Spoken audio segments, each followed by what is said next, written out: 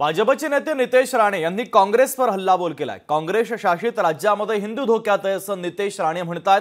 काँग्रेसकडून हिंदूंना संपवण्याचा प्रयत्न होतोय असं महत्त्वाचं वक्तव्य नितेश राणे यांनी केलेलं आहे। महाराष्ट्रामध्ये काँग्रेस सरकार आल्यास हिंदूंना त्रास होईल, भाजपचे नेते नितेश राणे यांनी हे वक्तव्य केलेलं आहे। जहां जहां कांग्रेस की देश में सरकार है वहां वहां आपको हिंदुओं को खत्म करने का कार्यक्रम और सुपारी ये कांग्रेस पक्ष ने ली है।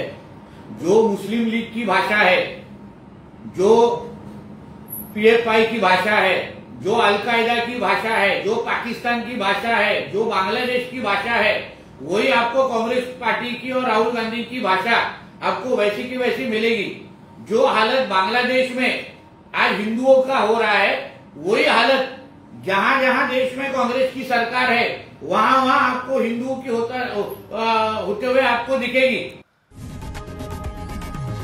लोकशाही मराठी ऐका, पहा, जागरूक रहा।